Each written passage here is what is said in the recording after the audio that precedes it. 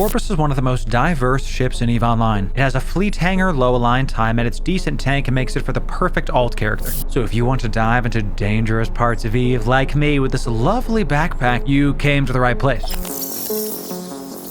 Ladies and gentlemen, Loru here, digital advertiser, content creator, and EVE enjoyer for the better part of 10 years now. And yes, here she is, the Porpoise. And by the end of this video, you're going to understand how to build the perfect day trip backpack. Now, you've seen our recent Wormhole Proteus vid. If you missed it, check that out, where we did both combat and scanning sites. 2 fits simultaneously, ladies and gentlemen. All that loot takes up too much space, and the Proteus does not have the best cargo hold. I needed a buddy, a ship that followed my Proteus around that was able to hold all those drops. And before we talk about the fit, we need to hit on what makes the Porpoise such an incredible backpack. It's got a decent cargo hold that's 600 M3, but its fleet hangar is 5k M3, more than enough to hold extra ammo and all that lovely blue loot that the sleepers drop. Even still, that's not the only use case that this fit fulfills, more on that later. Now, the total cost of this fit is just under 410 million ISK. This is not a blinged fit by any means, but still not cheap. You do get what you pay for with the Porpoise, that's it. Now, let's start off on the highs. We are running a cloak because we want to be safe while our Proteus is scanning down various sites. Typically, when I enter a wormhole, I'm going to warp the Porpoise to a safe point, cloak it up, and now I can pilot the Proteus worry-free, knowing that the Porpoise is not going to be found. We're going to talk about the rest of the high slots later in the video. The mids are easy, just some tank to increase your resists, and 2 large shield extenders to increase your overall shield HP. These work in conjunction with your rigs. We are running 3 medium core field defense extenders. These together are going to increase your shields from 14k all the way up to 24k and then some. Another 10,000 HP is nothing to scoff at. For our lows, we do have a single damage control. Do not sleep in the amount of hull HP that the Porpoise has. You see some fits running reinforced bulkheads instead. And yes, we do have a single drone damage amplifier. We want to be able to defend ourselves from both sleepers and small player ships. We're going to talk about that in the second use case that this buddy fit fulfills. And many of you know we are EVE partners, and that means the devs give us skins to give away to you. The 3 things you have to do to be entered into this contest is to be subscribed. The bot's going to know if you're not subbed. Go into the comments and type bling my ship Loru and type your in-game name so I know who to contract the skin to. You do these 3 things, and then a couple days after the video releases, we give the skin away. So if you want some free money, go comment below. And y'all super fast, we recently hit 6,300 subscribes. This is absolutely incredible. Y'all keep bringing your friends over, keep enjoying the content. That's why we're making these videos. And let's see the rest of the stuff that I'm cooking. Now, why we use drone DPS increases as well as mining fleet support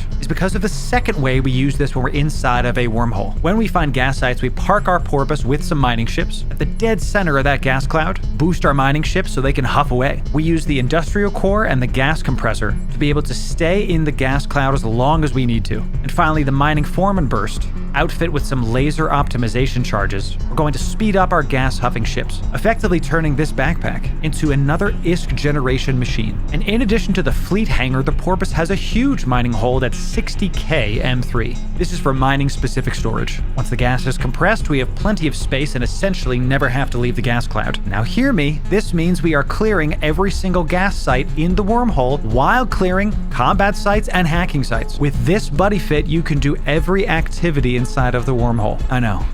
I'm excited too. And this is the entire point of this buddy fit. The Proteus, the Porpoise, and then the mining ship of your choice. We'll have ours in a future video. All 3 of those combined means you have an awesome, really solid wormhole day trip fleet. We don't go for the most ISK per hour, we go for options or fun per hour. Pick your favorite. And this brings me to the single drone damage module. We can tank the sleepers totally fine, but I needed just a little bit of extra DPS in order to break those sleepers in case my Proteus was busy. With the siege module active and this drone DPS amplifier, we get just shy of 300 DPS. Now, we run a skiff in tandem to this Porpoise, so the skiff plus the Porpoise gets about 500 DPS in between those 2 ships. We're able to break C1 definitely, C2s 100%, C3s depending on the site, and we haven't really tested C4s with this. You are going to be using Vespas as your drone kill squad with the Porpoise. And let's talk about the drones for a sec. When you're going on wormhole day trips or day trips in general, you want to be able to heal yourself up while you're in space. You got to be able to adapt to whatever the black space throws at you. That's why we run armor and hull maintenance maintenance bots. This way, if our Proteus gets into a bit of trouble, we can heal its hull up. If our drones get damaged, we can heal up the drone's armor or hull, or both. Really makes it so you can heal up once you get safe and carry on. Salvage drones to clean up those sleeper wrecks and get the free loot. Make sure you're cleaning up wrecks when you're in wormhole space. People can find wrecks on D-scan and try to track you down, or at least follow the trail if you're going from wormhole to wormhole. Now, I know you noticed this because you, yes you, the viewer, are one smart cookie. We have mining drones which don't work on gas sites, and an ore compressor inside of our cargo hold. How bizarre, how bizarre. This is because the true trump card of this fit is the ability to shift from a gas booster to an ore booster in space. I got tired of going into wormholes finding gas but no ore, finding ore but no gas. Now you can shift depending on whatever the wormhole throws at you. That said, you are prioritizing gas over ore because it is the more lucrative to sell. I told you would have options with this. So if you want to switch out your fit, all you really have to do is go to a save point and drop your mobile depot in space. This is going to let you refit. You're going to swap out your gas compressor to the asteroid ore compressor. Now note, these are kind of heavy. They're 500 M3 apiece. You might have to put the gas compressor into your fleet hangar first and then put the ore compressor from your cargo into your fit.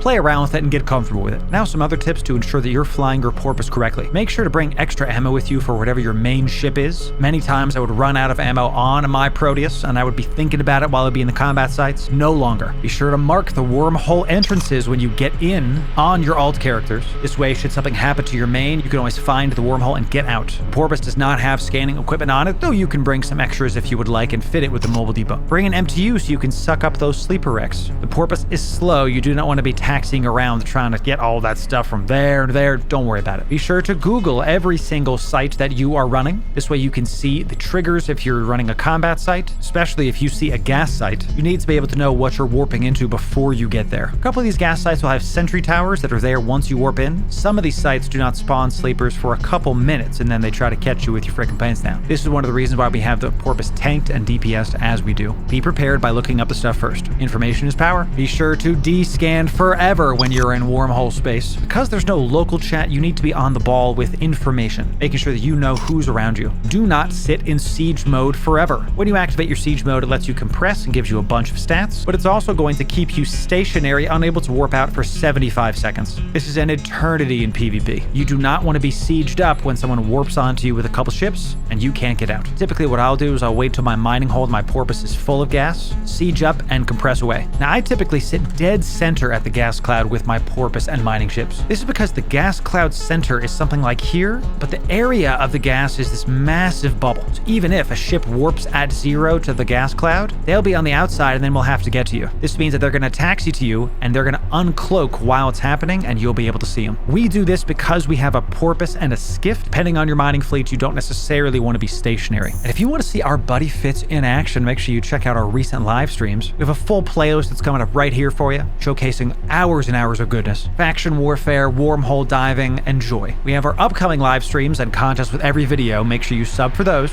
Thanks again for 6,300 and we'll see you in the next video.